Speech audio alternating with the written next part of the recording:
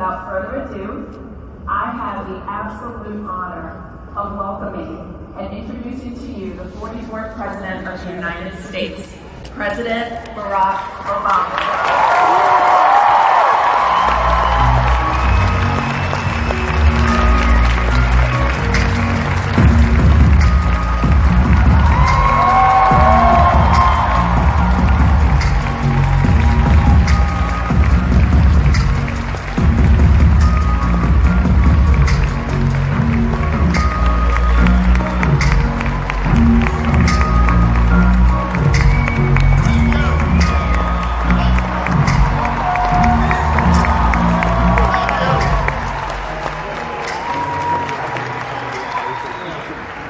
Thank you so much.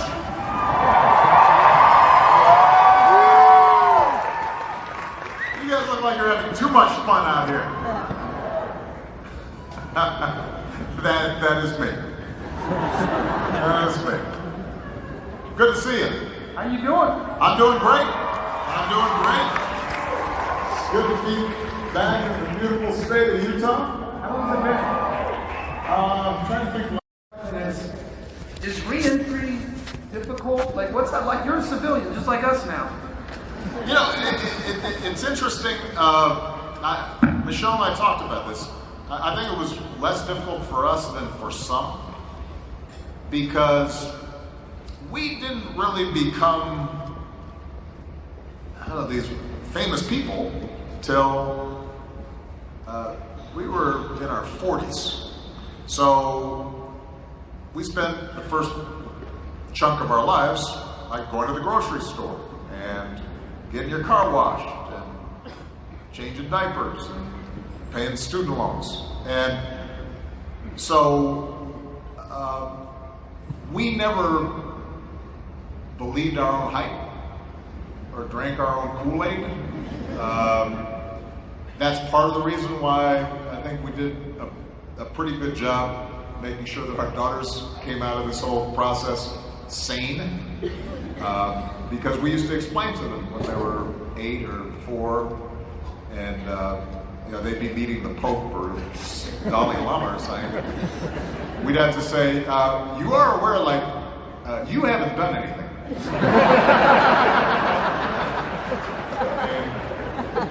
And learned how to tie your shoes.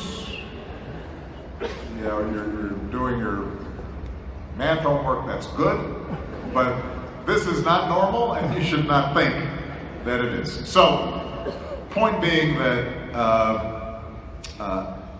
being out of the pomp and the circumstance wasn't difficult for us. And there were some adjustments that had to be made, and I've spoken about this, I think, before. Everything moved in slow motion in some ways. And I know that there's a tendency, I think, in the private sector to think about government and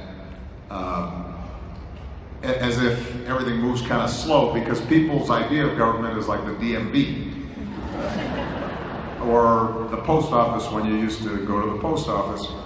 But that's not how the West Wing operates. So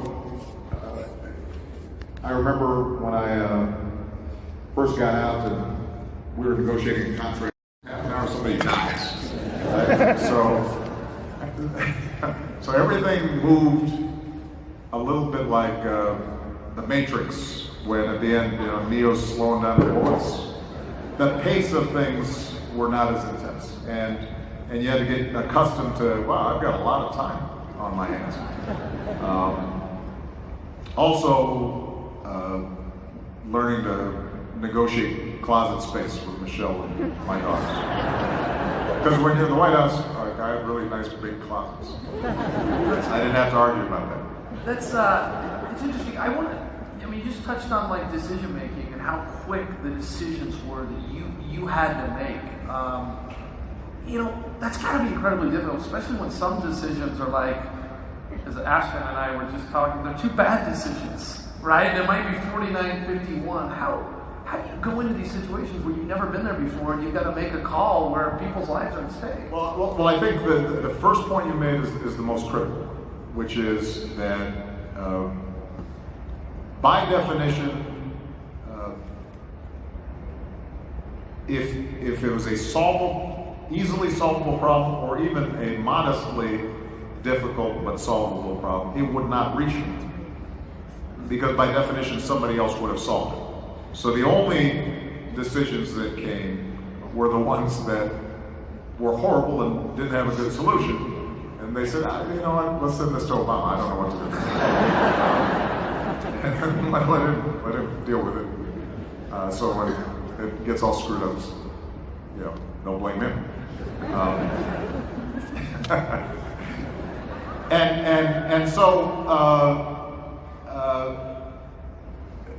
for me, there were a couple of things that were critical in handling that kind of circumstance. When I came into office, the global economy was collapsing. You had 2 wars, and one of them in particular, Afghanistan, was going backwards rather than forwards. So you have these big decisions, you have to make them fairly quickly. A couple of things that were critical for me was, number one, being comfortable with the fact that you're not going to get a 100% solution, and understanding that you're dealing with probabilities, so that you don't get paralyzed trying to think that you're going to actually solve this perfectly. What's the best option that you have? Number 2, setting up a process to figure it out. And I'm old-fashioned, believe in these Enlightenment values like facts and reason and logic.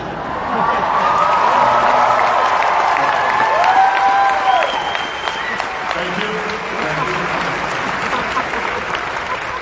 Clearly a fact-based crowd here. And it's good. So my goal is, if I had set up a good process in which I could get all the information, all the data, all the perspectives, if I knew that I had around the table all the angles at the problem, then I could feel confident that even if I didn't get a perfect answer, that I was making the best decision that anybody in my situation could make. And that was true whether it was the Bin Laden raid, or which was essentially a 50-50 call. That was true whether it was what to do about the banking crisis. Again, sort of a 55, 50, 45 call.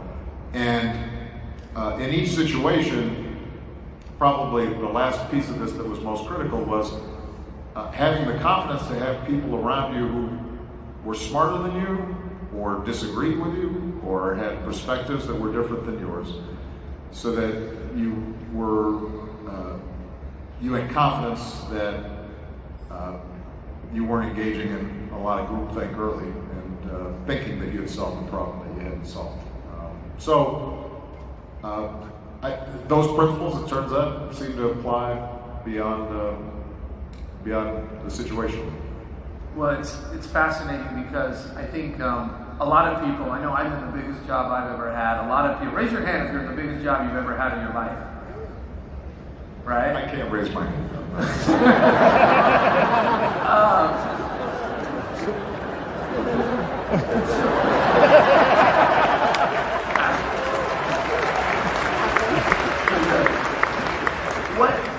What advice, I mean, here you are, you roll into this situation where you've got this job. No one's probably told you, I mean, who do you even talk to figure out how to do this? I mean, and whether you're a parent, whether you're a boss, like, it's a lonely world for everyone. Like, Yeah. how do you figure that out? Well, look, I do think that there are people who have been in at least part of your experience before. So it's true that nobody had, take the example of the financial crisis and the economic crisis. When we came in, the economy was contracting faster than it had during the Great Depression. And so there wasn't actually anybody alive who had worked on solving the Great Depression, right? I couldn't find like Harry Hopkins or, they had passed away. But we did have people like Larry Summers who had worked on financial crises, not this severe. You did have Paul Volcker, who had dealt with difficult high finance problems. And so this is part of what I mean about not being afraid to resort to or gather people who have greater expertise than yours, and having confidence that you can understand what they're saying, and if not, you'll keep on asking questions until you do. And one of the things that I am pretty proud of is that I always would say to somebody, if they're talking about a really complicated issue, I don't understand what you're saying, explain it to me in English. And we do this in meetings. And I think one of the problems with people who are in big jobs is they start feeling as if they have to project that I have every answer. When in fact, most of the time, you may not. When Deepwater Horizon exploded, the largest environmental crisis to happen in our lifetimes, actually, in terms of the oil spill down there. BP didn't know how to shut down this hole in the bottom of the ocean, 5,000 feet down. Halliburton, which had built the rig, didn't know how to do it. Fortunately, I had recruited as my Secretary of Energy a guy named Stephen Chu, who was a Nobel Prize winning physicist. So about 3 weeks into this thing, where Malia and Sasha are saying, Daddy, when are you going to shut down the hole in the ocean? Because there are all these pelicans that are getting hurt, and dolphins. And I'm feeling bad because my daughters think I'm not handling this one thing well. You know, Chu comes to me and he's got like a napkin or something. And he says, you know, I think this thing might work. And he had drawn this little, it looked like a little hat. And there were some numbers next to it. And we sent it to BP, and they, basically made better specs, and then designed it and capped it, and it worked. I didn't. My role as a leader in that organization was not to come up with a little hat, because I wouldn't have thought of that. I would have thought, that doesn't look complicated enough to stop this hole in the ground. And I don't know how thick should the hat be. I wouldn't have known that stuff. But my job was to have Stephen Chu there, who has a Nobel Prize in physics, and that's who should be in charge of the Department of Energy.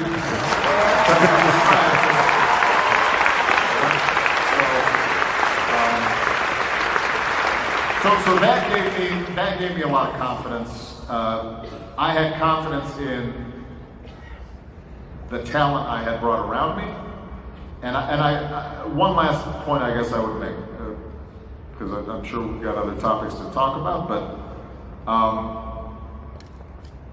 I was good at making sure that the people who were working with me, for me, were there for the right reasons. That there was a core integrity to what they were doing. So, and we had tried to build a culture during the campaign in which I explained, if it didn't matter whether you were a volunteer, a staff member, a donor, this is not about us, you, me. It's not about you getting an appointment or a contract or a position. This is about the mission, and if that's not what you're into, then there are other campaigns that I'm sure can use your help. So by the time we get to the White House, I think we had weeded out mercenaries or folks who were there because they wanted X, Y, Z, and if you can build a culture where it's about solving the problem or getting the work done, as opposed to who's getting the credit, or how much money am I making out of this, or what have you. That builds a transparency that allows for good decision making. Because there's clarity about what are the goals and objectives and values at the heart of the organization. And it also means that you don't have big scandals and indictments, which is also helpful.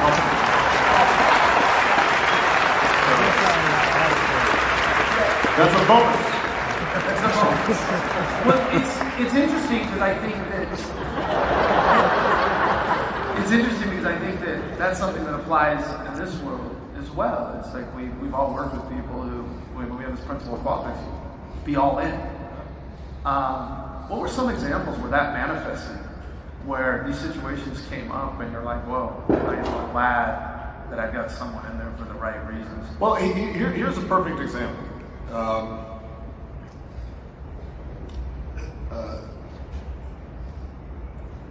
One of the things that led me to decide to run for the presidency was Katrina. And the heartbreak that I felt in seeing a U.S. government not capable of responding in a timely, effective way to a U.S. city being underwater. And so when I came into office, I said, let's make sure that we have the best guy or gal to be the head of FEMA, which is something that they have, it's not like at the top of the list, it's not the fanciest, most high-profile position in government. But it's the person who, when there's a tornado, a flood, a wildfire, a disaster, make sure that we are mobilizing government resources to help people in moments of desperation and when local governments have been swamped. So we got this guy named Craig Fugate. I have no idea where exactly where Craig grew up, but he was a Florida Gator. He had gone to, and the reason I know this is because he had this big Florida Gator blanket that he would kind of carry around.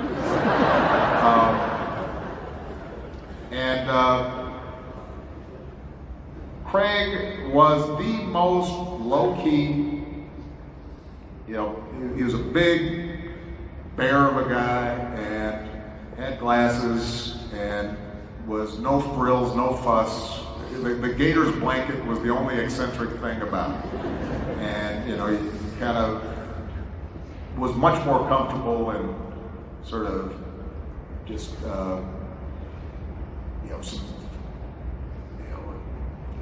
just plain old shirt and trousers, khakis and some boots. The few times I saw him in a suit, he looked just so unhappy. And he had worked, actually, we found him. He had been the emergency manager for Jeb Bush in Florida. So this wasn't a partisan position. We didn't recruit him because he had worked on my campaign. The guy just loved solving problems in the middle of emergencies, and the bigger the emergencies, the happier he was. I mean, he was like a pig in mud. When I was like, man, this is like a Category 5 hurricane, and here's what's going to happen. And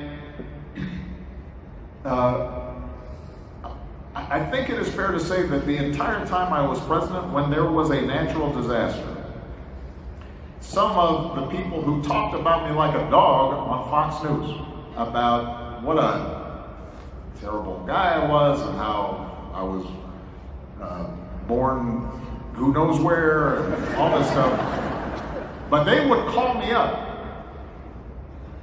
and they would say, you know what, Craig Fugate, this guy saved lives. And water was organized here, and shelters were organized there, and the coordination between the state and local and federal governments was flawless. And the paperwork and cutting through the bureaucracy to make sure that XYZ got done, we could not be more complimentary. Now, they wouldn't say that on Fox News, but they would say this to me privately, which made me happy. The point being that when you found somebody who just knew how to do their job and understood their core mission, you hung on to those folks. And you didn't, and by the way, there are people like that who are not always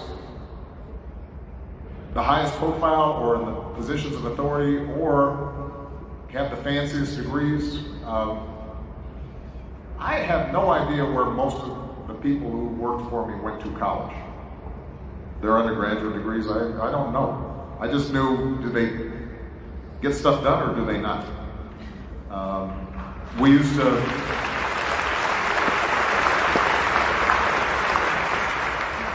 have a quote from, or I used to quote, maybe my staff got tired of hearing this. I used to quote from the movie The Departed. You guys remember that movie? With Jack Nicholson and Leo DiCaprio.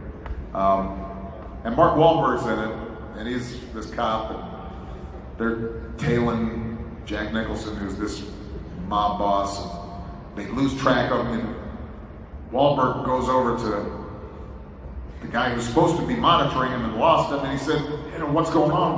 Why'd you lose him? And the guy's getting kind of irritated, looks up to Wahlberg and says, man, who are you? And Wahlberg says, I'm the guy doing my job, you must be the other guy. And we used to quote that in the White House, don't be the other guy, do your job. I may have gotten too far afield. But you get my point. All right, what else are we talking about? I'm just listening. This is awesome. So your wife just came out with an amazing book, Becoming.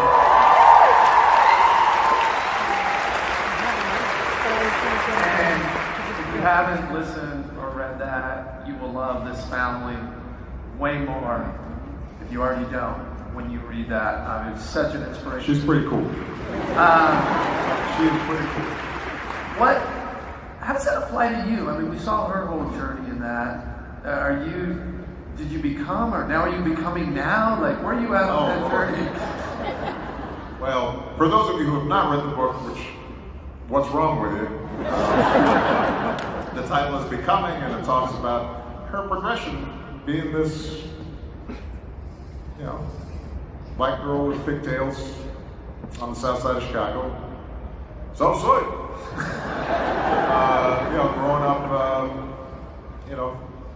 on the second floor of her aunt's house with parents who never went to college and were constrained by the constraints that were applied to black folks in the 50s.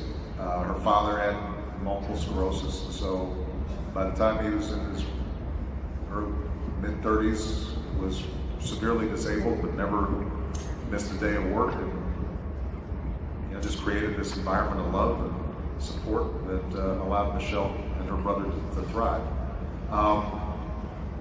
And so it describes her passage, her journey from those beginnings to being Beyonce.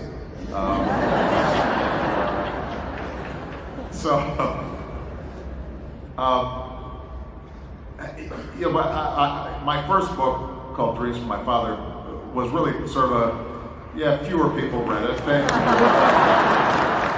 okay. I did okay. Well, you have one fan, Amila. No. Me and her Ashton did not clap, but she did, and I'm going to remember that. But I talked about sort of my own journey and family. But I do think that what happened to me successively over the course of, let's say, the last decade, as opposed to my childhood, is a shedding of fear. And when people ask me what do I mean by that, because they've always said, oh, you look so calm and you look so cool and collected and no drama, Obama and all that. And what is true is that I have an even temperament, and I don't get too high and I don't get too low. But that doesn't mean that throughout my professional career and during the course of the presidency, there were not times where you were constrained by, man, I don't want to screw this up. I don't want to let people down. I don't want to be seen as having made a mistake or having failed. And there is no doubt that by the time I was in my second term, I was a better president than I was in my first term. And it did not have to do with, analysis or policy. It had to do with what comes, I think, in anything, whether it's sports or teaching or you name it. You get enough reps, enough repetition, and familiarity with the nature of the problems that you have, that you start being focused on the task and not how are you doing on the task, and the self-consciousness that comes from that. And I think that by the time I was in my last couple of years, when we were working on things like the Paris Climate Accords or the Iran nuclear deal, there was a comfort level on my part that, you know what, I got this, and if I make a mistake, we'll figure out how to make up for it, and we'll learn from it, and I'm not worried about poll numbers or pundits, but what I'm worried about is advancing this vision that I have, and I hope the country ultimately will share about how we create a better country. So I think offloading a bunch of stuff, one way I describe it to my girls is ironically, by taking your ego out of what you do, it'll liberate you, and you can actually perform, I think, a little more confidently.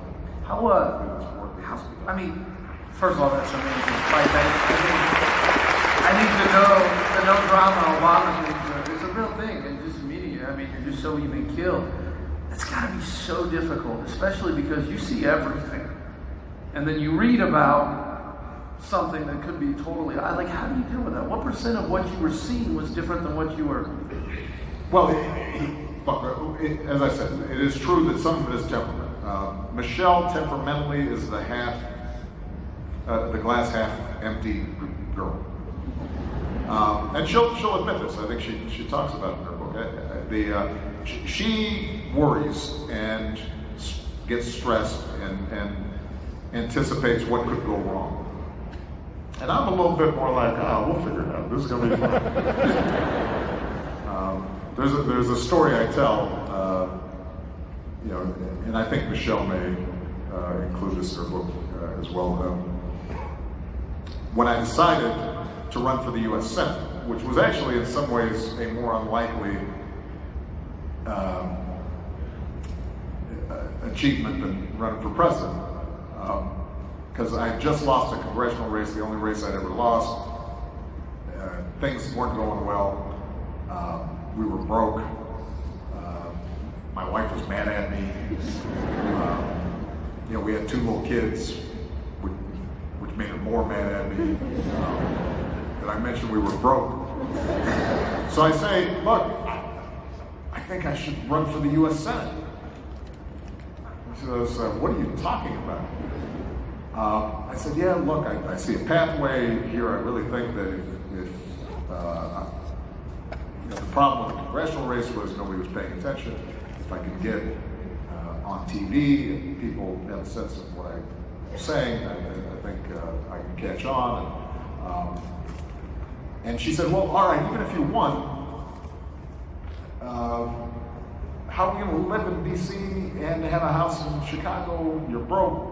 What are you talking about? We have student loans. I said, well, here's the thing: is like once I'm elected, then I think I'll become a national figure, and then remember that book that I wrote? I think the sales will go up, and I'll get a new book contract. And she looked at me. She's all like, so basically what you're saying is you've got magic beans in your pocket. And you're going to plant the magic beans, and then there's going to be this big stalk that goes into the clouds. And I said, yeah, something like that. That's a true conversation. So anyway, I run, I win. Oprah has me on her show. My book does really well. I get a book contract. So on the day that I'm about to be sworn in as senator, we're at the Mandarin in D.C. and we're going to the elevator, and she looks at me, she's all like, I cannot believe you pulled this off. And I said, magic beans, baby. I have these. I love it. I think I've gone far afield again. Let me pull back. The point is, I tend to be a little more optimistic. She tends to be a little more pessimistic. Having said that, though, there have been tools that were useful to me, and some of this is kind of basic, simple stuff. I don't read my own press. I certainly don't look at comments in social media. I don't watch cable television, right? So there was a whole bunch of stuff that was not useful to me doing my job and solving problems, but was designed to just feed possible anxiety. And I told my wife and my mother-in-law, why are you watching this? If people were complimentary, that wasn't useful because it gave you a sense that you actually knew more than you did. And if it was critical, usually it wasn't based on the facts that you had in making a decision. And I do worry, and obviously there are a lot of folks in this room who have built incredible businesses and tools and empowered people through the internet and social media and data networks. I am worried about what it's doing to our children in making them so absorbed with what is the world thinking about them in a way that we just weren't subject to when we were kids, or at least I'm pretending that I'm the same age as you. I was not subject to when I was young, and so some of this is figuring out what's the filter you set up that allows critical information and effective feedback to tell you important information about what you're doing and whether you're doing it right, and are you doing the right thing, and are you on the right path, and allows you to continually improve what you're trying to accomplish. So you can't be sealed off in ways that prevent you from getting that honest feedback. But just shutting yourself off from the narcissistic consumption of what does he think about me? Am I liked? Right? Figuring out how to do that effectively, I think, is important in not worrying about what's certainly it's important in politics, because you will jump off a bridge, no matter how good a job you're doing in this environment. But I think that's something that applies probably beyond politics. You know, everyone I met who knows you says you're so open to opinions, and I think that's what you're talking about here. Let's shift gears. Let's talk about policy a little bit. I mean, probably the most. I have thoughts. Probably the most famous policy, obviously, is the Affordable Care Act, healthcare. There's a lot of mixed opinions. I met with a reporter yesterday who said actually she was describing, and she knew that you were here tomorrow, and she said, I would never have been able to start my career if I didn't have that, because I had no insurance and I couldn't freelance and got out, and now look where I am. So there's a lot of fans, but it didn't go well when you first launched. Dude. And so I don't know if the beans were not firing all cylinders at the time. I lost my beans at that point. But we have the privilege of coming in and helping the second route. We're gathering feedback and figuring out what was going on with health.care.gov. Qualtrics helped out. Just want to give you guys an applause. But walk through that. Did you ever feel like giving up, or were you sitting there going? You couldn't go. That's like, you're hanging on a cliff, and by your fingernails, did you feel like giving up? It's not like you could just jump back down. You have to kind of keep going. Well, look. First of all, thank you, Qualtrics, because you were part of a team that we mobilized to fix healthcare.gov. The problem was not the policy. That was an execution problem. For those of you who are in your respective fields, making the distinction between conception and execution. Poor execution. On the website, there was the portal through which people were going to buy health insurance. And I will say this, that was one of my biggest management failures during the presidency. And the irony is, every single meeting we had in the year and a half leading up to launching the website, the only question I said to my team that we had to make sure of was that this thing worked. So that and this has been chronicled by the people, so I'm not saying this after the fact. Literally every meeting I said, partly I think because I'm not, for a 57-year-old man, I'm tech adept, but I'm not an early adapter, tech geek. So my point to them was, if I'm Joe Blow and I want to get health insurance, I've got to be able to get on this thing and understand how to navigate. So I drummed this into the team over and over again, and somehow, on the day of, it didn't work, and I was really annoyed. I was really mad. That's one of the manner times I've been. There was some drama there in Obama. But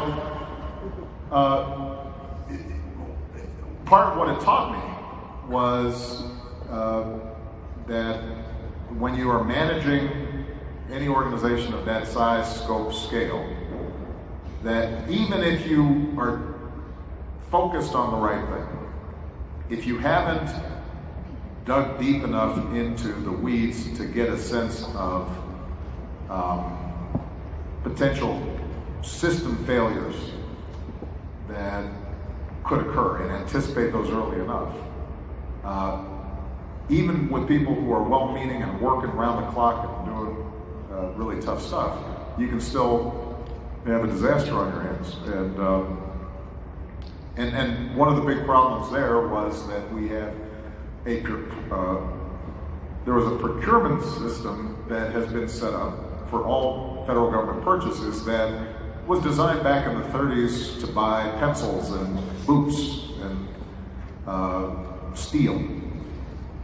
And it was a legitimate progressive reform because it created an orderly process. It made it less likely you got shoddy goods, or that you gave it to the person who was getting some bureaucratic kickback. So it was a good thing to set up these laws. But when it came to buying software, it was a nightmare, because essentially you have this 400-page spec for what this software was supposed to look like, and instead of starting off with what are we trying to do and then iteratively building up a system in a smart way. So I learned a lot of lessons from that. Some good came out of it, because in the wake of the disaster, we recruited some of the top software folks and code writers and tech folks, essentially detailing them from Google or Qualtrics or other places to help figure this thing out and get it going. And we then created something called the U.S. Digital Services that that essentially allowed top flight engineers and tech folks from the Valley, Austin, and all across the country to come work for the federal government for 6 months, a year, work on a specific problem, like how do we make sure that veterans are getting the benefits that they have earned more quickly, how do we make sure that Social Security data is protected. And it ended up being a wonderful learning experience for the entire government. It's a learning experience I would have preferred not going through. But we're all in a business with an organization, and we've seen organizations get criticized for jumping too far into politics. Or, from your standpoint, what's our role? Like, how should we be as businesses? How should our voices be? As you were running the country, I mean, did you love it when people got involved? Or what's your advice to companies who are saying? Look, a couple of things I'd say, because I'm now being approached by a lot of companies, particularly younger entrepreneurs who want to do well and do good.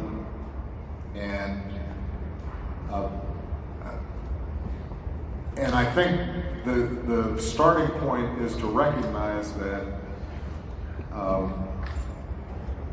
every business that is successful is dependent on the ecosystem around it. And for those who think that government is the problem or gets in the way, it's just really useful to recall that the interstate highway system or the electricity grid or dealing with problems after there's been a hurricane. These are all, or weather satellites, these are all government functions that allow businesses to thrive. And so once businesses understand that, then I think they should want to ensure that that system, the democratic, market-based, rule of law system that we enjoy, is preserved. And it doesn't, things like rule of law and democracy and competence and facts, those things are not partisan, but they also don't happen automatically. There has to be citizens who insist on it and participate to make sure it happens. Democracy is a garden that has to be tended. And I think one of the challenges we have is that private sector institutions, which have some of the greatest collections of talent and insight and expertise and technical skill, kind of feel like, you know what, that's somebody else's problem because I'm worrying about my company, my services. And there's been a shift because partly it used to be that what was good for Ford or General Motors really was good for Detroit because they were located there. And the CEOs were there, and they sent their kids to public schools there, and they went to church with the folks in the same parish that some of their employees did. And there was a sense of place and community. And now you've got global markets, and so there's less sense that I have to be part of keeping this thing going. But you do. Because if the private sector's not concerned about whether or not we have competent people in office, or in Craig Fugate's position, the head of FEMA, then it's going to keep on getting worse. So I think number one, at minimum, companies should want to get involved. Number two, I would argue that in this environment, if you talk to Malia and Sasha and their cohort, if you're a company that doesn't care about non-discrimination and not having sexual harassment in your company and is concerned about climate change, you're going to start losing customers at some point. Because this coming generation, I think, they will consume in part based on how do I feel about buying from you. And if I don't feel good about it, I can just press a button, or maybe two, with their thumbs. They don't do this anymore. They whatever they do. I do this thing. And they'll switch in a second, right? So I think it ultimately ends up being good for their a company's bottom line as well. Now, but I think it has to be built into the core values of the company, and that's not always easy to do. And there's going to be shareholder pressure and quarterly earnings and that are going to be resistant to that. But if you look at the companies that have actually ended up doing best over the longest term, they typically embody values that allow them to do right by their customers, but also do right by the country and do right by their communities. And so there are going to be some tensions and contradictions, but I think it's something that hopefully businesses are paying attention to, and not just as a philanthropic effort. Ideally, you're asking questions while you're building your company and operating your company. How are we treating our employees? And are we paying them fair wages? And are we setting up systems internally that assure that if an outstanding female employee gets pregnant, that she's not suddenly diverted off advancement because we don't have smart childcare policy. So I think that it has to be woven into the fabric of operations, not just at the end of the year, let's write a check. There is one area that when I talk to businesses and companies, I think they find this the hardest to apply, and I recognize it, but it's something I have to say, and it's a conversation we have to have. Oliver Wendell Holmes, great Justice of the Supreme Court, once said that taxes are the price we pay for a civilized society. And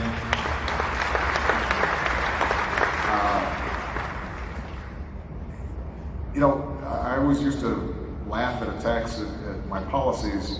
Oh, he wants to just tax you to death. First of all, I'm the guy who pays the max tax because everybody's looking at my taxes, so I could never take a deduction. I mean, I couldn't exercise any loopholes. So I'm always paying whatever the maximum rate is, I'm paying. I don't enjoy writing big checks to the Treasury Department any more than you do. But I have been so blessed by this country. And I have had so much. And for me to be able to pay my fair share of sustaining this amazing nation so that kids coming up behind me are going to have the same opportunities as I did is something that I insist upon. I think it is important for me to do. And the challenge we have, I think, is that both as companies and as individuals, we want good government and outstanding civil servants and next day performance, but we don't want to pay for it. Teachers are so grossly underpaid in this country. It's hard to. And when I say grossly underpaid, if you live in San Francisco right now on a teacher's salary, you literally have no place to live.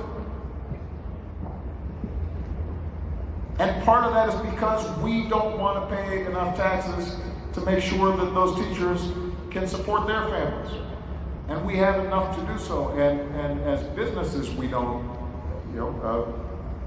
we worry that if we aren't exploiting every loophole and offshore thingamajig, that our shareholders are going to punish us, which is why this is something that we have to have a collective conversation about. If we don't, then the public commons will continue to shrink.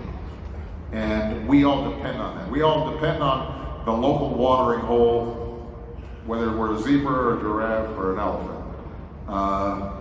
And if all that water's gone, it doesn't matter whether you're big or small, strong or weak, you're going to have a problem. And that's part of what we're not taking care of.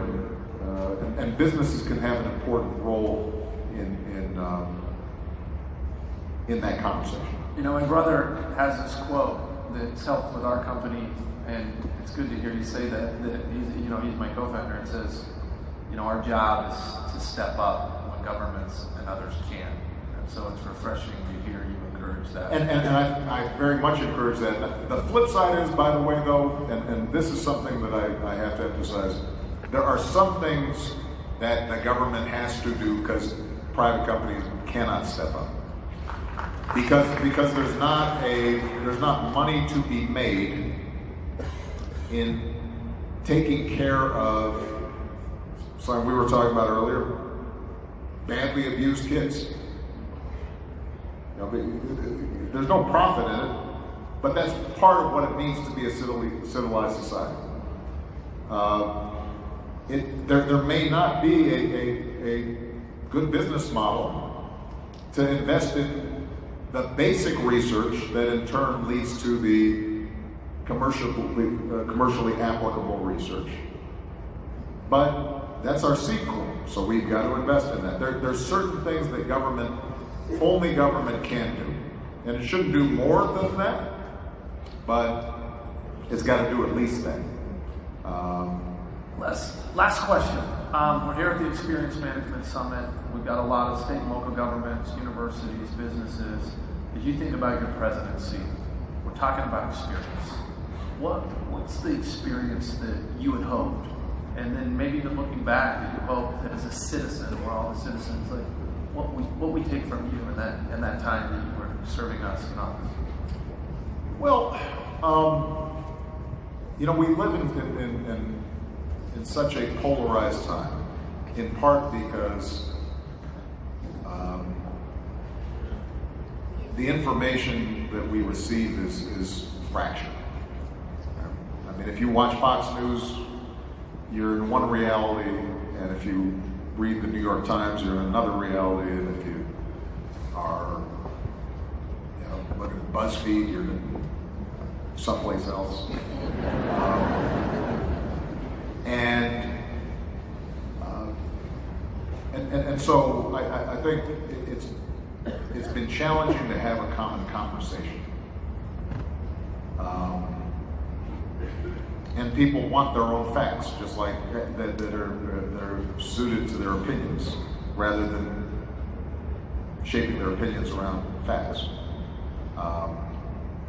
But I do hope that during the course of my presidency, what people took away from it was that for all the problems that we face and all the divisions that exist in our country,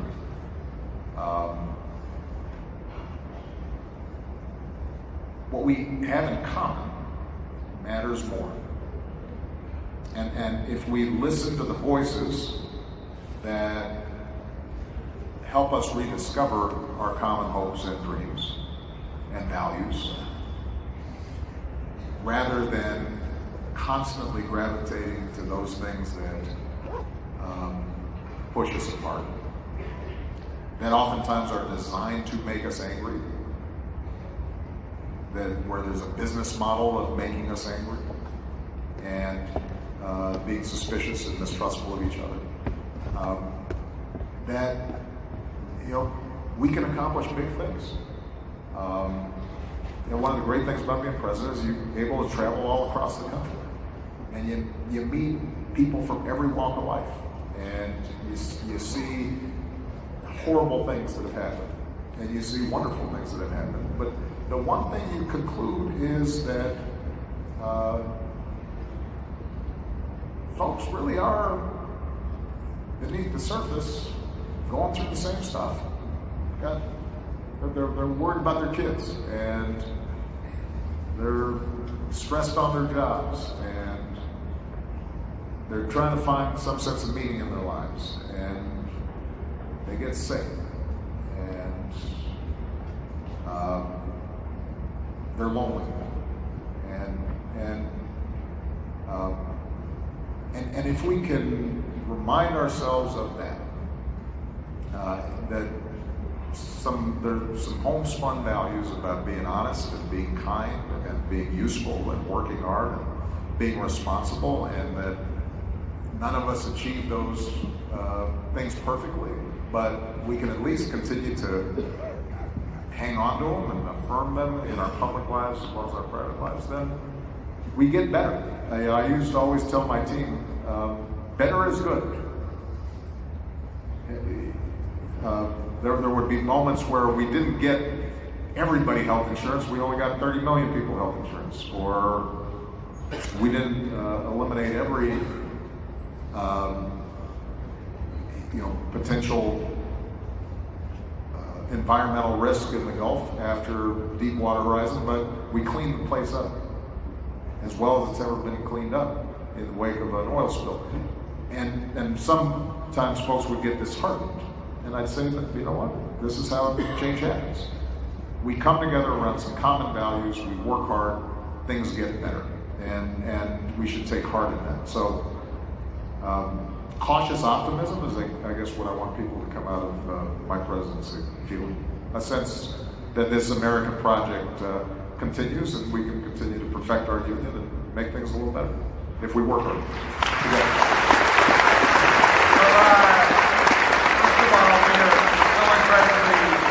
Grateful for you to take time out of your busy or not so busy, whatever it is, schedule right now. And I just want everyone to stand up and give it up for the 44th president. Thank you, guys.